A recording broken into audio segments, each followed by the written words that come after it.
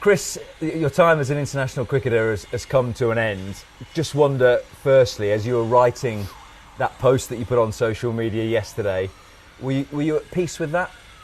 Yeah, absolutely. Yeah, fully at peace with it.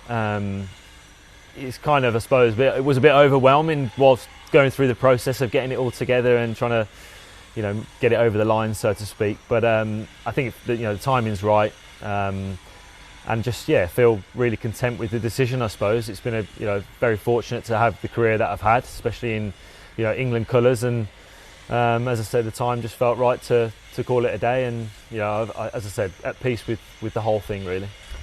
Was there a moment as you walked off, clearly in a lot of pain at the Oval after the injury, where you thought this might be it as an international cricketer?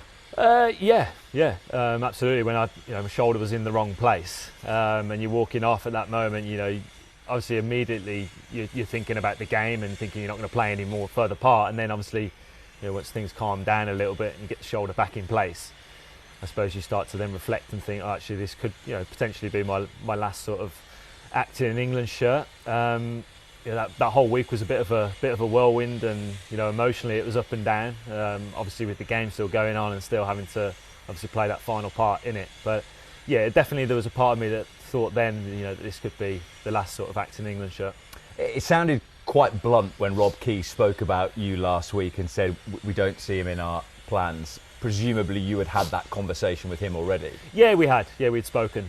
We'd spoken a few times leading up to the Ashes discussions and selection. And once I was kind of not included in that squad, it was probably pretty clear to me that it was time to kind of reflect and maybe time to call it internationally from a career perspective. And yeah, so me and Keezy had spoke.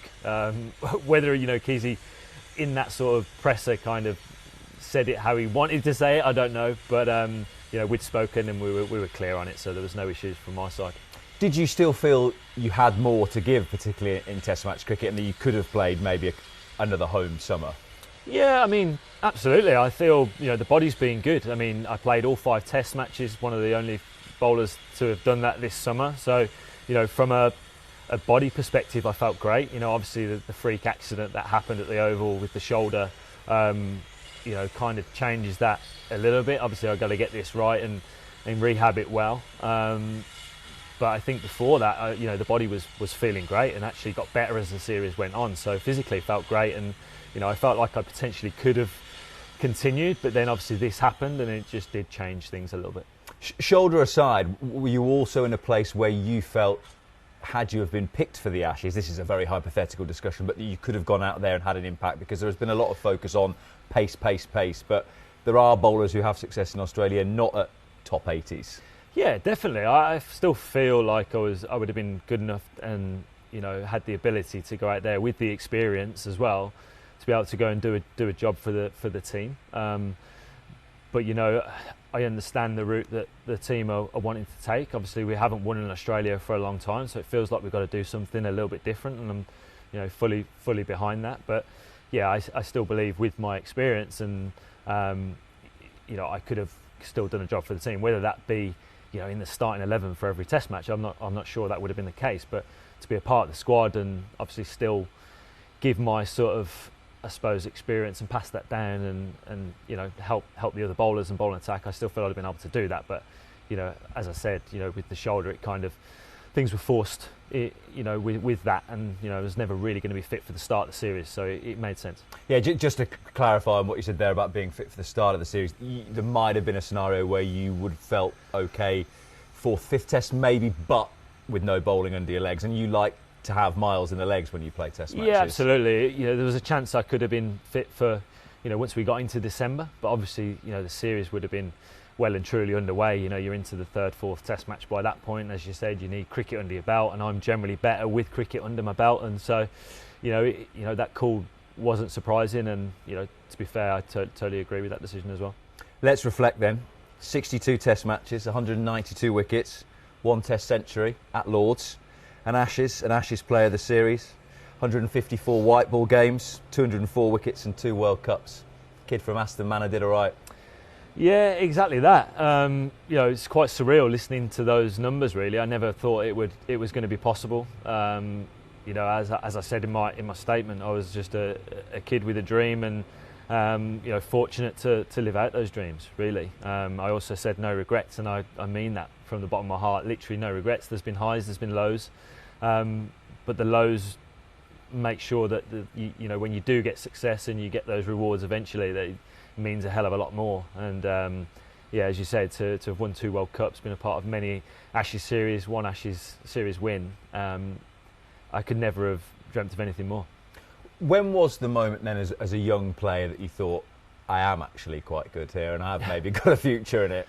I don't know, really. I suppose, through those teenage years when I got on the academy here at Warwickshire, I suppose I realised I had a talent that I could kick on and become a decent cricketer. I suppose around those sort of 14, 15, 16, those teenage years, you develop quite a bit, both as a person, as a young man, and then as a cricketer, I suppose. And it was those sort of years I realised could maybe make a living at this. I had plenty of great guidance here at Warwickshire, and some great coaches, and they led me in the right direction. And thankfully, once I got offered a contract here at Warwickshire, nothing else was on my mind as to what I wanted to do. On the point about guidance, it's always quite nice to have a ringing endorsement from Alan Donald, isn't it? Because he Absolutely, said, I think he's going to play for England at some point, which I don't know whether that felt like pressure or something that really pumped your tyres a bit. Yeah, I never really saw it as pressure. I remember AD saying that, and I just saw that as a tyre pumper, really, and as a bit of a boost, and to think and also when a legend says that, you hope that it's got a little bit behind it, a little bit of weight behind it, and thankfully he was right. But never quite hit his wheels, did you? No, not quite. I didn't quite ever get the nickname White Lightning. No. So missed out on that one. But yeah, look, one of the legends of the game saying that fills you with a lot of confidence, and never felt like it was pressure. It just gave me a good bit of confidence, I suppose. It was interesting there that you were talking about the highs and lows of being an international cricketer, and I think maybe particularly in England we might be spoilt a little bit by someone like a Joe Root or an Alistair Cook, who comes into the team, stays in the team. Yeah.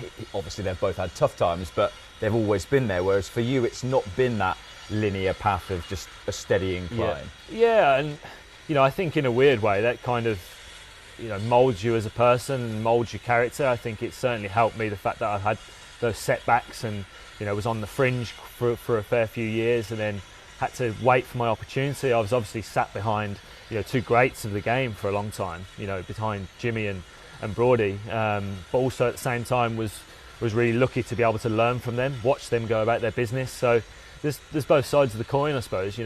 In one way, people say that they kind of hindered my that was what I was going to say, ability to go on. Because one of the things, if you read, I don't know how much you've read in the last 24 hours of the tributes to Chris Woakes, but the one thing that comes up is great team man. But were there ever times where you sat or you were carrying drinks where you thought, wouldn't it be great to grow up in an era without either Jimmy Anderson or Stuart Broad?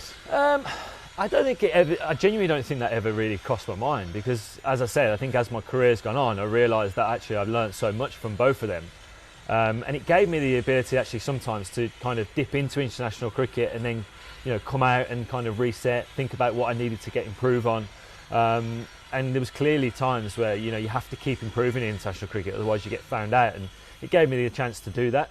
Maybe I'd have played more games without them. Maybe I wouldn't. And it's all in hindsight, and we'll never know that. But I'm grateful for the opportunities that I got. I'm grateful for the amount of times I played for England, and also I'm pleased with how I went about it in terms of the hard work and dedication I put in to try and not play with those guys, but also get to try and be as good as those guys, to try and get my chance to play for England.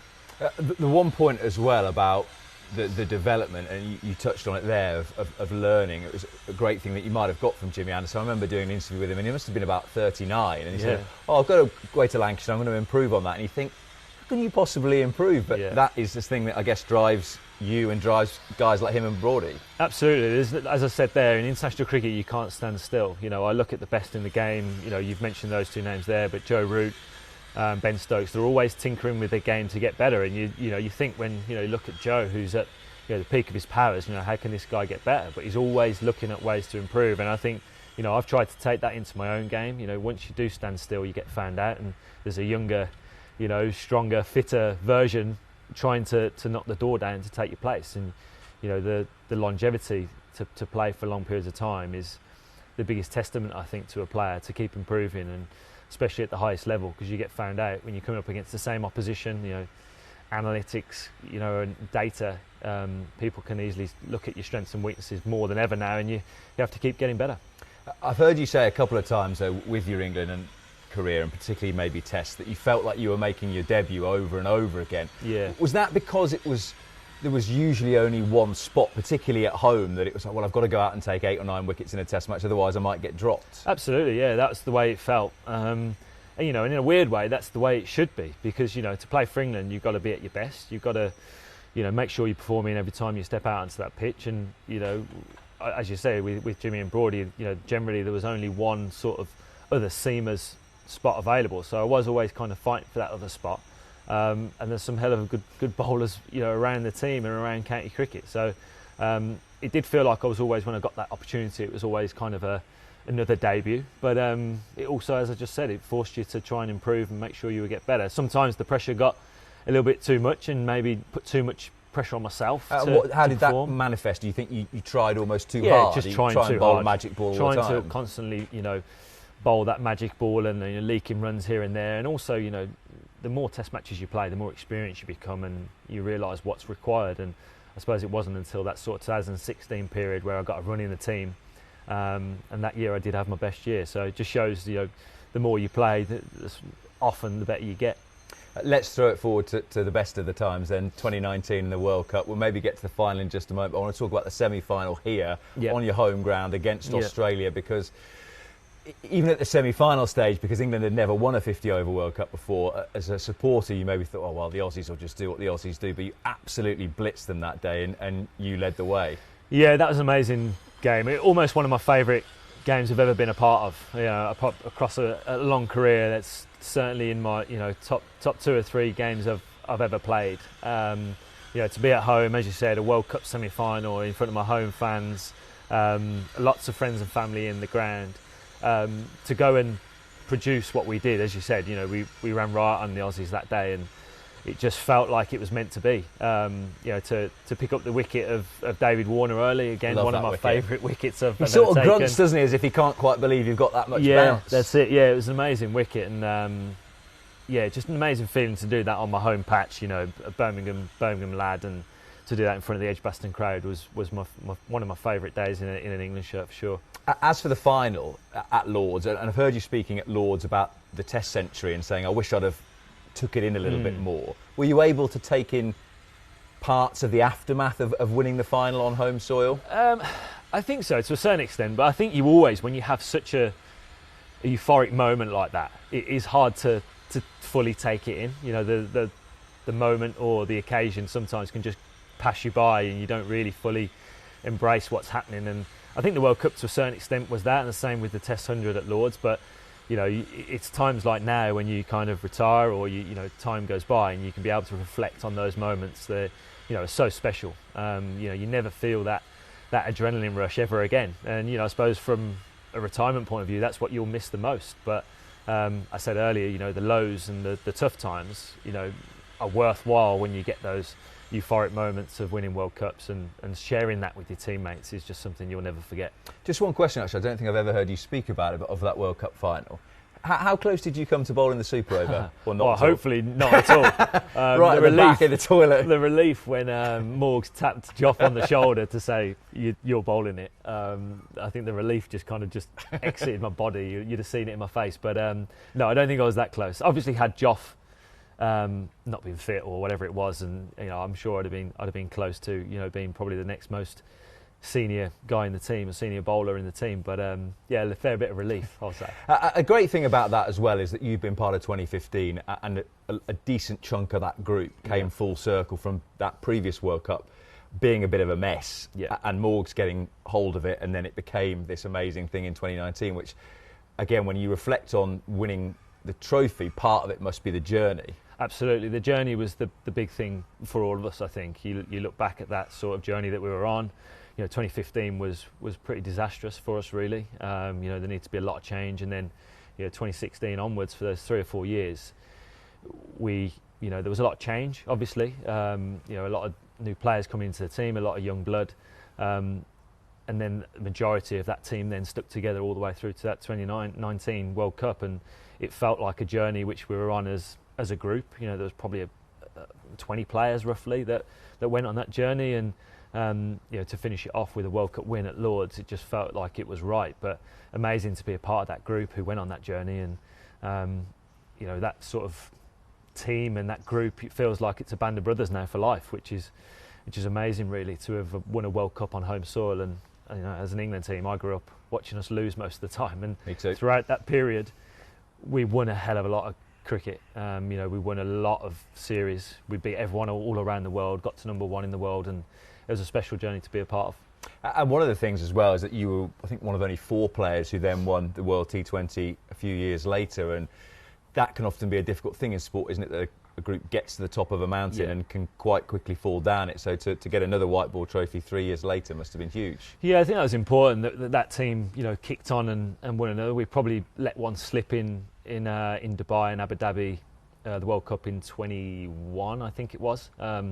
So that was one that we just let slip away from us, getting to a semi-final and losing to New Zealand. So to win it in 22 in Australia was nice. We've had some tough times in Australia across my career, so to win a trophy and a World Cup in Australia felt pretty special as well. And as you said, I think it was only right for that group to back up 2019 in a weird way, because it felt like that team was so good and so strong that we needed to add more silverware to the cabinet. Let's throw it forward to red ball cricket in the 2023 Ashes. Player of the series, didn't even feel the need to play in the first 2 test matches, rocked up halfway through and was player of the series. But some incredible moments, particularly the game at Headingley, I would suspect. Yeah, absolutely. I obviously remember missing out at the start of that series and thinking at some point across a 5-match series, I'm going to get an opportunity at some point. And I just wanted to be ready.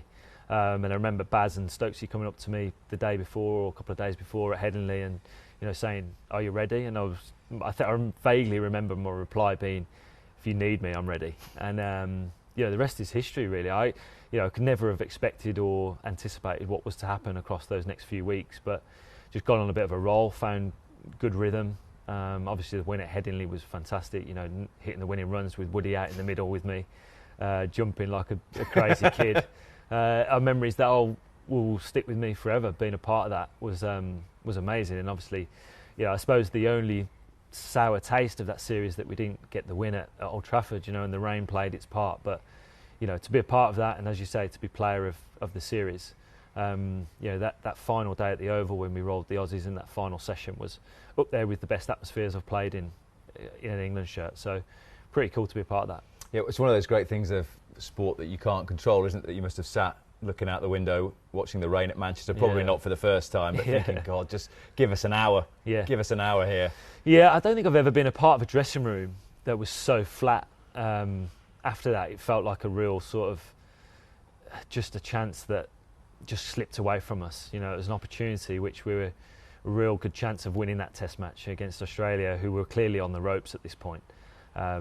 And it just felt like it was taken away from us by the weather. And I know you can't control that, but the dressing room was pretty flat. So, and I remember Stokesy clearly being visibly flat, and I don't think I've ever seen him quite like that. It was clearly an opportunity which had slipped us by, and maybe it was our own fault going 2-0 down in the first place. But that's the game, and Ashes series are never easy. So, unfortunately that didn't happen. But thankfully, we didn't obviously let them win, and obviously got the 2-2 draw, which was not what we were after, but enough to, I suppose, satisfy us.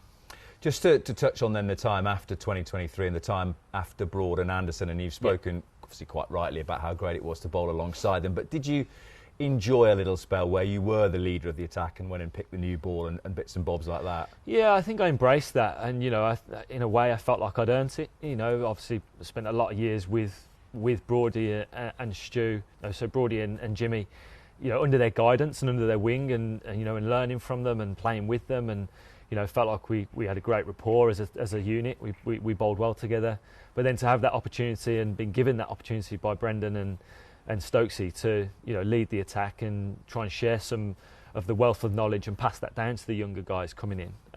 Felt like I relished and really enjoyed that prospect of doing that, and enjoyed it. I felt like I did it well. It was a different role, and grateful for that opportunity, I suppose, to be able to do that. And went okay as well in Pakistan and New Zealand, because it's one of those cliches of Chris Woakes struggles away from home.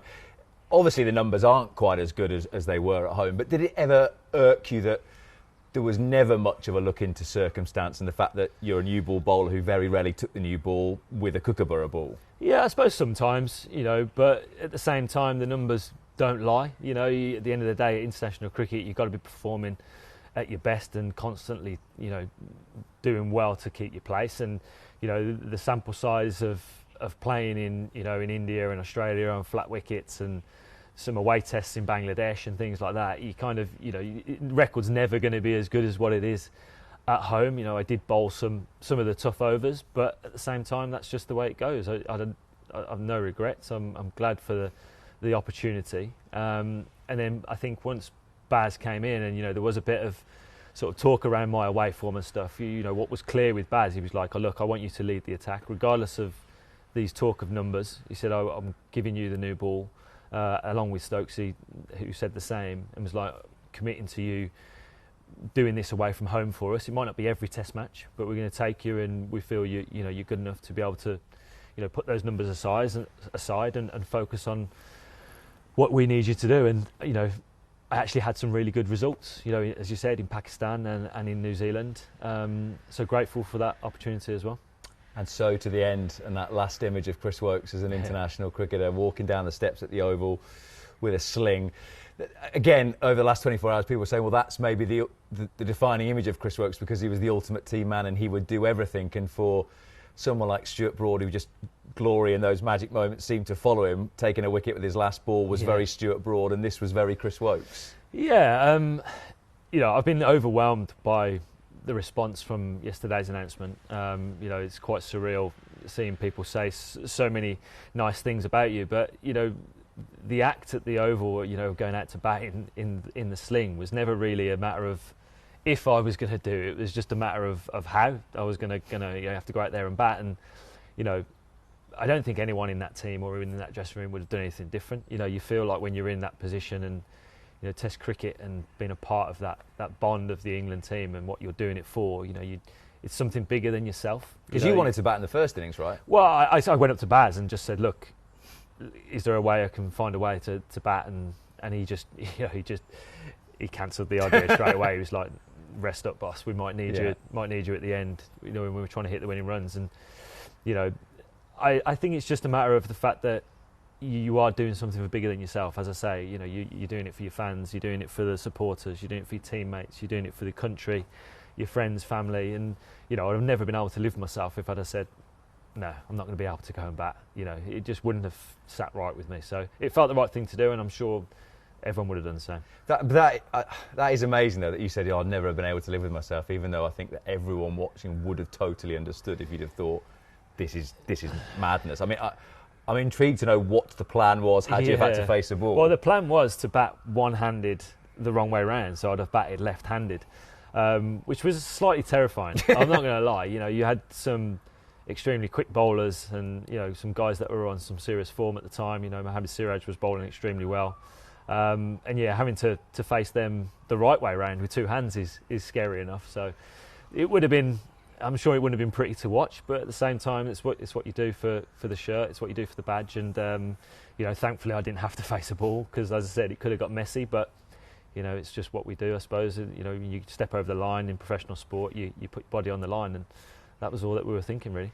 Final few questions then, just away from yourself. Firstly, you're not part of the Ashes squad for this winter, but is the 16 that have been picked good enough to go and win it? Yeah, absolutely. I think we've got a hell of a chance. I really do. It feels like the biggest chance we've had in a long time. Obviously, since 2010, 2011, it feels like a group that can go and win on Australia's soil. I believe we've got the bowling attack. I believe we've got the batters. We've got a great wicket keeper in Jamie Smith. There's depth there as well. And people are going to have to put their hands up at different points. I believe we're going to need a couple of batters to really put their hands up and have a great series, almost have the series of their life.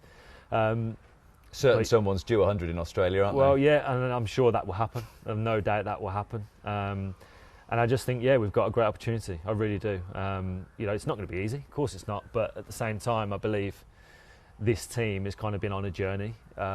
We haven't quite got over the line in big series over the last couple of years, but I feel like it's been building, and the team's adapted its style to be able to adapt to the key moments of games. And I think, hopefully it can come to fruition in this Ashes series. Obviously dependent on performances from big players. We sort of touched on Joe there, but fitness-wise, from what you know, how is Ben and how is your great mate Mark Wood? Yeah, as far as I'm aware, heading in the right direction. I've no doubt Ben will be fit and firing. He leaves no stone unturned when it comes to his fitness, and he'll be doing everything to be able to lead that team, hopefully for all 5 Test matches. Obviously, he's a huge part of the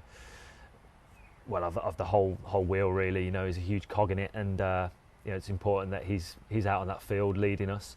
And Mark is heading in the right direction. I believe he's kind of creeping up to full tilt, and he'll be good to go come that first Ashes series.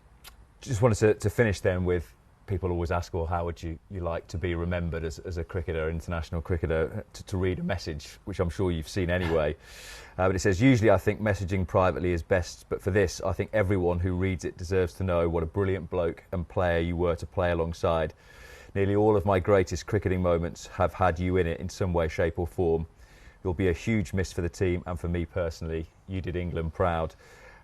Firstly, that's probably the most sense that Mark Wood has ever come out with in a sentence, but you do it for all the accolades that we did at the start, but you do it as well for things like that. And one day, if your daughters read that, somewhere up there probably, your dad's looking over that really proud that that is as good as any wicket you've ever taken. Yeah, it is. Hearing that from your teammates, your peers, the guys that you've spent a dressing room with across a near 15-year career, is that's where it matters the most. I think obviously you get this sort of sense of of love from the fans, and but they don't see it all. They don't see the tough days, the good days, the hard moments where you are struggling. It happens in sport where we often put on a brave face, but behind the scenes, within the dressing room and within hotels, there are some dark times. And Mark, to name one of many,